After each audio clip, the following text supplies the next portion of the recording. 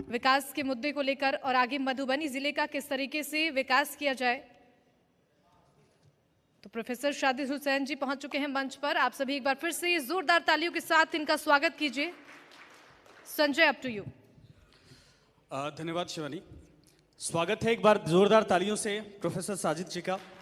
और सर, आप medical field से हैं। जी बिल्कुल। और माइक शायद ऑन नहीं, आवाज़ आ रही, ठीक है। मेडिकल फील्ड से हैं और मेडिकल को लेकर बिहार में बहुत सारे स्कोप है, लेकिन चूंकि आपने भी शुरुआत कर दी है, मधुबनी में ये शुरुआत कैसी रही? कितना बड़ा आपको लगता है कि इस क्षेत्र में काम किया जा सकता है, मधुबनी को पहचान दी जा सकती है? और आप लोग नया इनिशिएट क्या किए हैं जिससे मधुबनी में जिस संस्थान से आप हैं उससे लोगों को फ़ायदा पहुंच रहा हो? जी, मैं बताना चाहूँगा कि हमारा जो मधुबनी मेडिकल कॉलेज है ये हमारा मिली ट्रस्ट के अंदर आता है। शायद सब लोग जानते भी होंगे, डॉक्टर फैयाज अहमद साहब है जो कि अभी मेंबर ऑफ पार्लियामेंट भी है राज्यसभा के। तो उन्होंने एक एजुकेशन के क्षेत्र में उनका पिछला 25 सालों का एक्सपीरियंस है। उनका अपना एक स्कूल भी है, टीचर्स ट्रेनिंग कॉलेज भी है, प्लस उनका अपना बीएड कॉलेज है। तो उन्होंने सोचा कि जो मधुबनी के लोगों के लिए एक ऐसा चीज़ क्यों नहीं खोला जाए, मतलब ओपन किया जाए जैसे मेडिकल के क्षेत्र में, कि यहाँ के जो पेशेंट है, गरीब लोग हैं, जो कभी सीरियस कंडीशंस होता है तो यहाँ से मान लीजिए डीएमसीएच रेफर्स होते हैं सदर हॉस्पिटल से, तो वो क्या होते हैं कि ऑन द वे ही मतलब उनको वो फैसिलिटी, इमरजेंसी कैजुअलिटी फैसिलिटीज़ नहीं मिल पाती है, जिसके वजह से ऑन द वे डेथ हो जाती है। तो सर ने सोचा कि पहले हम एक हॉस्पिटल से शुरुआत करते हैं। तो उन्होंने 2017 में उन्होंने एक न्यू डाली में हॉस्पिटल की। उसके बाद उन्होंने सोचा कि यहाँ के जो बच्चे हैं, जैसे आपने कुछ दिन पहले सुना होगा कि हमारे यहाँ से बच्चे यूक्रेन जाते हैं, चाइना जाते हैं, जिसमें बहुत सारी कैजुअलिटी भी हुई थी वार के।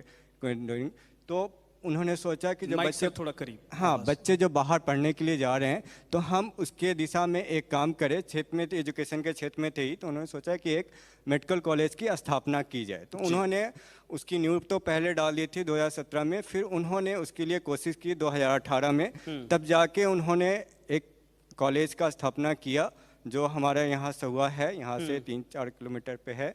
तो उन्होंने एमसीआई के लिए अप्रोच किया, वहाँ से टीम आई, उन्होंने इंस्पेक्शन किया और जो इंफ्रास्ट्रक्चर चाहिए एक मेडिकल कॉलेज के लिए, मिनिमम एटलीस्ट 500 बेडेड हॉस्पिटल्स चाहिए, कॉलेजेस बिल्डिंग चाहिए, हॉस्टल्स चाहिए, क्वार्टर्स चाहिए, डॉक्टर्स क्वार्टर, वो इंस्पेक्शन करने के बाद उनको लास्टली 2018 के मई में एलओपी मिला। और 2019 में पहला बैच एमबीबीएस का, जिसमें 150 बच्चे पहली बार एडमिशन लिए थे, इनरोलमेंट हुआ, वो बच्चे आए। उसमें ज़्यादातर बच्चे जो थे हमारे ये मधुबनी डिस्ट्रिक्ट के भी बच्चे हैं, दरभंगा के हैं, मुजफ्फरपुर के हैं, बिहार के भी मैक्सिमम बच्चे हैं, और साथ में जो हमारा एडजेसेंट डिस्ट्रिक्ट स्टेट है, यूपी है, वेस्ट बंगाल है, दिल्ली है, वहाँ के भी बच्चे आ रहे हैं। तो एक मतलब उनका एक योगदान था कि हमारा जो एजुकेशन सिस्टम है उसको मेडिकल क्षेत्र में बढ़ाना, और जो गरीब फैमिली के बच्चे हैं, जो ये है जिनको समय पे या वक्त पे जो ट्रीटमेंट नहीं मिल पाता है, उपचार, वो मिले। और आपके मेडिकल कॉलेज में ऐसी क्या फैसिलिटीज़ है जो आसपास के ज़िलों में नहीं है? और अगर आसपास के ज़िले के लोग किसी बीमारी से या ऐसे प्रभावित होते हैं तो वो आपके पास आएँ ताकि उनको बेहतर इलाज मिल सके? जी, हमारे यहाँ मैं ये सवाल इसलिए पूछ रहा कि मैं किसी का नाम नहीं लूँगा। एक राज्य में जब यहाँ के लोग जाते हैं इलाज करवाने, तो वहाँ पर इस तरीके से पॉलिटिकल टोंट होता है कि 500 रुपये लोग लेकर चले आते हैं और इलाज करवाते हैं। तो ये बिहार से अगर कोई बाहर जाता है तो बड़ी तकलीफ होती है। बहुत, बिल्कुल बिल्कुल। मैं बताना चाहता, जब कोविड का एरा था हमारा, जब कोविड शुरुआत हुआ था, तो उस टाइम में क्या था, लोगों को बेसिक फैसिलिटी तो मिल रही थी, लेकिन मान लीजिए किसी की इमरजेंसी सिचुएशन है जिसका सैचुरेशन लेवल 50% से नीचे आ रहा है, 40% आ रहा है, तो उस समय उनको इमरजेंसी फैसिलिटी चाहिए थी, आईसीयू फैसिलिटी चाहिए थी। तो उस समय हमने जो हमारा जितना आईसीयू बेडेड था, हमारा 50 बेडेड आईसीयू था, उसको हमने डीसीएच में, डेडिकेटेड कोविड हॉस्पिटल में कन्वर्ट किया था। यहाँ के प्रशासन का उसमें योगदान भी था और उन्होंने हमने पूरा कन्वर्ट किया था। उसका भी मैं उस टाइम में नोडल ऑफिसर भी था। मैंने खुद पेशेंट के लिए जितना हो सकता था उनके लिए रेमडेसिविर इंजेक्शन की ज़रूरत थी या जो भी इंजेक्शन की ज़रूरत थी, उस समय मैं डिस्ट्रिक्ट एडमिनिस्ट्रेशन से कोऑर्डिनेट करके उसको अवेलेबल करवाया था। जहाँ तो हो सकता था आईसीयू का अरेंजमेंट भी करवाया था। और जैसे जैसे केसेस कम हुए थे तो फिर हमने उनको जनरल वार्ड में शिफ्ट किया था। तो ये हमने कोविड के टाइम में योगदान दिया था। दूसरा योगदान था हमारा जो RT-PCR टेस्ट हो रहा था, उस समय मैंडेटरी था, क्योंकि जब तक हम सेग्रीगेट नहीं करेंगे पेशेंट को तब तक आप उसके ट्रांसमिशन को नहीं रोक सकते। तो उस केस में हम लोगों ने RT-PCR लैब भी स्टार्ट किया था। BSL लेवल 2 का वायरोलॉजी लैब है हमारा, जो उस समय स्टार्ट हुआ था। और हम ऑलमोस्ट 1000 सैंपल हम लोग डिस्ट्रिक्ट के सहयोग से, जो हमारे पूरे मधुबनी डिस्ट्रिक्ट का जो सैंपल था वो आता था, हमने टेस्ट करके गवर्नमेंट को वो दिया है और रिजल्ट भी दिया है, जिसके वजह से काफ़ी ट्रांसमिशन को रोकने में हेल्प मिला है। हेल्प मिली है, सही बात है। और कोई आपके अस्पताल में ऐसी फैसिलिटीज़, जैसे मैंने कहा कि आसपास के ज़िले के लोग यहाँ पर आएँ, हम ये चाहते हैं, ये सवाल इसलिए हो जाता है व्यक्तिगत तौर पर आपका संस्थान, लेकिन अगर यहाँ के लोगों को उससे फ़ायदा मिलता है तो बाहर उनको कहीं पटना नहीं जाना पड़ेगा, कहीं और दूसरे शहरों में नहीं जाना पड़ेगा। जी, मैं बिल्कुल इस मंच से बताना चाहूँगा कि हमारे यहाँ न्यूरो सर्जन भी है, डॉक्टर पवन कुमार है, वो न्यूरो सर्जन है। मैं आपको एक इंसिडेंस बताता हूँ। हमारे यहाँ एक स्टाफ है जो कारपेंटर का काम करता था, वो मेन रोड पे निकला, उसको उसी समय एक्सीडेंट हुई और जो हमारा जो ब्रेन है उसका वो वाइट मैटर दिखा था। सिर्फ डॉक्टर पवन के वजह से, न्यूरो सर्जन के अवेलेबल होने के वजह से, अगर वो पेशेंट DMCH रेफर होता या कहीं भी जाता पटना तो उसकी डेथ ऑलमोस्ट हो जाती। तो उस न्यूरो सर्जरी की वजह से हम उनको बचा पाए। ये हमारा ये है। और साथ में हमारे कार्डियक फिजिशियन भी है, डॉक्टर अजीत कुमार है, आप लोग जानते भी होंगे, उनका भी फुल टाइम वहाँ पे है, 24/7 रहता है। डॉक्टर पवन भी रहते हैं। और साथ में अभी हमने ICU सेटअप स्टार्ट किया। हमारा ऑलरेडी पहले से ICU था, हमने 40 बेडेड और इंक्रीज़ किया है और उसको हम 100 बेडेड तक ले जाएंगे। उसमें हमारा सर्जिकल ICU भी है, मेडिसिन ICU भी है, NICU भी है, पीडियाट्रिक्स भी है। मैं आप लोग से सबसे रिक्वेस्ट करूँगा कि आप लोग जितना मैक्सिमम चाहे, अगर गरीब पेशेंट है उसके लिए भी हम सब्सिडाइज रेट पे सारा सर्विस अवेलेबल करवाते हैं। और जो भी पर्सन है आप उसको भेजिए, और उसकी रिस्पॉन्सिबिलिटी हमारी जो प्रशासन है, एडमिनिस्ट्रेशन है, उनकी जिम्मेदारी है, उनको कम से कम रेट में या फ्री ऑफ कॉस्ट भी ट्रीटमेंट हम देने के लिए तैयार है, स्पेशली इसके लिए तालियां। जी बिल्कुल। और मैं आपको इस मंच से बताना चाहूँगा, बिंग हमारा मेडिकल कॉलेज है, हमारे यहाँ अभी 600 बच्चे हैं, MBBS के स्टूडेंट्स हैं, और नियर फ्यूचर में हम PG भी स्टार्ट करने वाले हैं, तो उससे और फ़ायदा होगा। तो हमने क्या किया है, अभी गवर्नमेंट ऑफ इंडिया ने, NMC जो है, नेशनल मेडिकल काउंसिल ने एक प्रोग्राम स्टार्ट किया है, फैमिली एडेप्टेशन प्रोग्राम। मतलब हम गांव में हर एक परिवार को एक बच्चा गोद लेगा, और वो फर्स्ट ईयर MBBS से लेके टिल इंटर्नशिप तक, मतलब वो उसकी देखभाल करना है उसको, मतलब क्या उसके फैमिली में कौन सी डिजीज है। केंद्र सरकार की योजना है जी, तो वो हम उसको ग्राउंड लेवल पे इम्प्लीमेंट कर रहे हैं। अभी हमने राजनगर में पटवारा गांव है, उसमें हमने 150 फैमिली को गोद लिया है, और उसके लिए स्पेशल क्लिनिक भी हम लोग वहाँ पे चलाते हैं सरकारी। अगर मैं बिहार की बात करूँ तो आपको मेडिकल, चूंकि आप लोग मेडिकल क्षेत्र में बच्चों को तैयार भी कर रहे हैं, डॉक्टर्स तैयार कर रहे हैं। जी बिल्कुल। बिहार में कितना पोटेंशियल आपको दिखता है? जी, बिहार में पहले सिर्फ 4 प्राइवेट मेडिकल कॉलेज होते थे, और आज के डेट में अभी 8 प्राइवेट मेडिकल कॉलेज है, और टोटल गवर्नमेंट मिला के 20 मेडिकल कॉलेज है, 20 मेडिकल कॉलेज है। तो इसमें अभी और काम होने की ज़रूरत है। और हमें अभी हमारा एक झंझारपुर में भी सरकारी मेडिकल कॉलेज कुछ दिनों में, 1 सालों में ओपन होने वाला है। नई सरकार की जो योजनाएं अभी हैं, तेजस्वी और नीतीश कुमार की सरकार जी से, बिल्कुल, मेडिकल फील्ड को बहुत स्ट्रांग बनाने की तैयारी, जैसा कि इनके राजनेता कहते हैं, 60 दिन का एक प्रोग्राम भी चला रहे हैं। क्या वाकई में आपको लगता है कि परिवर्तन हो रहा है?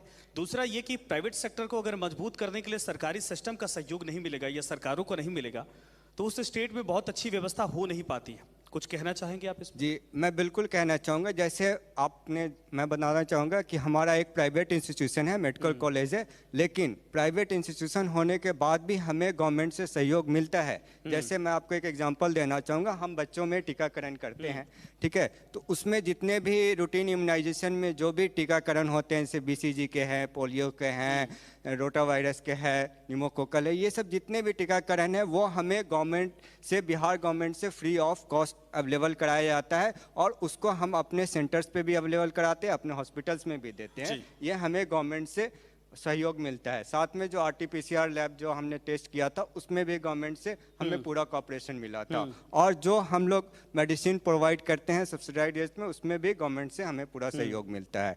तो कहीं ना कहीं गवर्नमेंट का, एडमिनिस्ट्रेशन का हमें पूरा सहयोग मिलता है, और हम चाहते हैं कि ग्राउंड लेवल पे भी, मतलब गवर्नमेंट को, जो हमारा डिस्ट्रिक्ट हॉस्पिटल है, उनसे एक कोऑर्डिनेशन करके उसको पूरी तरीके से हम क्या क्या कोर्सेस आपके यहाँ होते हैं जो यहाँ के बच्चे, अगर कोई एमबीबीएस बनना चाहता है, कोई दूसरे स्पेशलाइजेशन में जाना चाहता है? जी तो अभी हमारे मेडिकल कॉलेज में एक एमबीबीएस की कोर्सेज है जो अभी चौथा बैच आया है। उसके अलावा हमारे यहाँ एएनएम के नर्सिंग कोर्सेज है, एएनएम है, जीएनएम है और बीएससी नर्सिंग इस साल ही हमने स्टार्ट किया है। उसमें भी 100 सीट्स है, उसमें 50% सीट गवर्नमेंट से आते हैं, 50% आप इससे ले सकते हैं। उसके लिए आपको क्वालिफाई करना पड़ता है।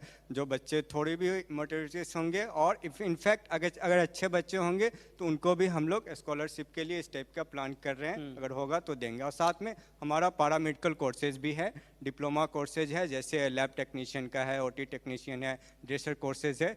उसमें भी हमारे बच्चे अगर बाहर जो जाते थे पढ़ने के लिए वो यहाँ पे एजुकेशन ले भी रहे हैं, अगर वो चाहे तो यहाँ भी ले सकते हैं। और जहाँ तक हमसे होगा हम कॉपरेट करने के लिए तैयार हैं। सर, आप लोग सामाजिक सरोकार से भी जुड़े हैं, तालियों में कंजूसी नहीं। सर, आप लोग सामाजिक सरोकार से जुड़े हैं। जी बिल्कुल। यहाँ चूंकि कोसी का क्षेत्र पड़ता है और बहुत सारी ऐसी बीमारियाँ जो बिन बुलाए आ जाती हैं, तो यहाँ की जनता अगर आपके मेडिकल कॉलेज से उम्मीद करती है, या फिर कोई ऐसी बीमारी, जैसे आपने कहा कोविड में हमने सरकार का सहयोग किया, जनता का सहयोग किया, तो रेंडमली अगर कोई आपसे हेल्प चाहे या फिर कोई सहयोग चाहे या किसी बीमारी से ग्रसित है, वो सक्षम नहीं है। जी बिल्कुल, हम उसके लिए हमेशा रेडी रहते हैं, तैयार रहते हैं। अगर किसी एरिया में मान लीजिए किसी एरिया में फ्लड आ गया या ऐसा बाढ़ आ गया, तो उस केस एरिया में हम जाके वहाँ पे हेल्थ कैंप कर सकते हैं। और हेल्थ कैंप हम लोग रेगुलर बेसिस पे करते हैं, सरकार की हेल्प से भी करते हैं और इंडिविजुअली भी हम लोग करते हैं। अगर वैसा कुछ है तो आप हमें इन्फॉर्म कीजिए, बताइए, हम अपनी पूरी टीम लेके जाएंगे, चाहे वो मेडिसिन हो, गायनी हो, चाहे सर्जरी हो, पूरी टीम ले जाके हम वहाँ पे हेल्थ कैंप करेंगे और जहाँ तक होगा हम उसका पूरा इलाज का प्रबंध करेंगे। ठीक है सर। मधुबनी की जनता को कोई मैसेज आप देना चाहते हैं? चूंकि मैंने कहा ना कि आपका अस्पताल अच्छा कर भी रहा है, मेडिकल कॉलेज बहुत सारे बच्चों को, बहुत सारे फ्यूचर के डॉक्टर पैदा कर रहा है। ये अच्छी बात है कि यहाँ के डॉक्टर अगर हर जिले में इस तरीके से धीरे धीरे बढ़ते जाएं तो एजुकेशन या फिर मेडिकल सेक्टर में हम लोग मजबूत हो जाएंगे, बिहार मजबूत होगा। कोई अगर मैसेज देना चाहें बच्चों को या मेडिकल क्षेत्र में जो बच्चे आना चाहते हैं उनको? जी देखिए, मैं पहला तो मैसेज देना चाहूँगा क्योंकि मैं खुद डॉक्टर हूँ और एक फैकल्टी और टीचर भी हूँ। मैं बच्चों को पढ़ाता भी हूँ फर्स्ट ईयर से लेकर फाइनल ईयर तक। मैं चाहूँगा कि आप अपने बच्चों को टेक्निकल चीज़ें में, प्रोफेशनल कोर्सेज में भेजिए, क्योंकि चाहे वो मेडिकल फील्ड्स का हो या अदर कोर्सेज का हो। तो हमारे यहाँ मेडिकल फील्ड्स है, जैसे अभी नर्सिंग के कोर्सेज है, पारा मेडिकल्स है, एमबीबीएस है। नियर फ्यूचर में हम लोग फार्मेसी भी स्टार्ट कर रहे हैं। आपको कम से कम फीस पे, जितनी भी सब्सिडाइज फीस होगी उस पर आप उनको भेज सकते हैं और अच्छी से अच्छी रेगुलर क्लासेज और रेगुलर एजुकेशन हम प्रोवाइड करेंगे। और उसके अलावा जो हमारा हॉस्पिटल्स है, जो हमारी आईसीयू सर्विसेज है, चाहे जनरल वार्ड की है, गायनी की है, जो पेशेंट चले आते हैं क्वैक के पास या प्रैक्टिशनर के पास, केसेस कॉम्प्लिकेटेड हो जाते हैं, डेथ हो जाती है, तो आप मेडिकल कॉलेज में भेजिए और एक बार आप हम पे ट्रस्ट करके देखिए, आपका इलाज पूर्ण तरीके से, सही तरीके से इलाज होगा, सही टाइम पे होगा और सब्सिडाइज रेट में होगा। आप बिल्कुल एक बार ट्रस्ट करके देखिए। बिल्कुल, जोरदार तालियां इसके लिए। और डॉक्टर साजिद, आपका धन्यवाद सर, समय आपने दिया। और उम्मीद करते हैं कि जैसे इसके पहले भी जब चर्चा हुई तो एक कारखाना यहाँ पर खुला, बहुत सारी हालांकि नाराजगी हैं, लेकिन एजुकेशन सेक्टर और मेडिकल फील्ड को लेकर अगर इस इलाके में विकास होता है, खास करके मधुबनी में विकास होता है, तो इस पूरे इलाके के लिए आप लोग सच में समझिए कि भगवान का दूसरा रूप होंगे। और हम सब उम्मीद करते हैं कि एक अभी हम लोगों ने फेज देखा कोविड का, उसमें आप लोगों का सहयोग रहा। जितने डॉक्टर्स थे, हम इस मंच से सभी का शुक्रिया अदा करना चाहेंगे, पूरे हिंदुस्तान का, कि जी जान से वो अपना परिवार, अपनी की सेहत को छोड़कर भी वो लगे हुए थे। लेकिन अगर ये जैसा आपने नज़रिया पेश किया है, ये विकास होता है, तो इस पूरे कोसी क्षेत्र के इस हिस्से के लिए बहुत बड़ा वरदान साबित होगा। सर धन्यवाद आपका, डॉक्टर साजिद, समय देने के लिए मंच पर। मैं यहाँ के जनता का भी धन्यवाद करता हूँ। नमस्कार।